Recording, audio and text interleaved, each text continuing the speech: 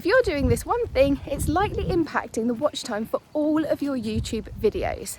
Now, why is this important? Well, basically, the YouTube algorithm judges how good or not a video is, and therefore whether it will push it out to other people on mainly two things. The first is the click-through rate. That is, how often do people click to watch your video when they are shown it on the home screen, etc. And secondly, how long do they watch the video for? So every second counts. And you want as many people as possible to watch your videos until the very end. So if you've been around watching YouTube videos for any length of time, you will likely have seen an outro video or two. Now, I'll show you an example of this. I created this outro video, but I'm not going to be using it for my own channel. So you'll see somebody's face there, probably a little picture of their face, their name, thank you for watching, any more information they want to give you. You'll see a subscribe button, and then you'll see the end screens. So they will link you through to one or two other videos that the person wants you to see. Now, we have to judge watch time like we would judge a child watching a movie.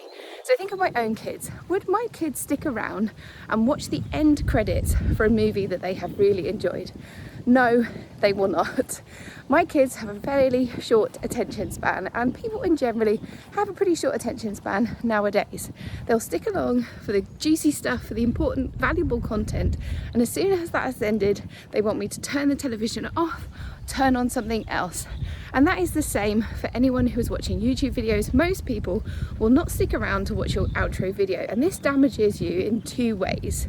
The first is it reduces your watch time on all of your videos by 10 to 20 seconds. So an outro video has got to be at least 10 seconds long to add end screens, and they're usually between 10 to 20 seconds long.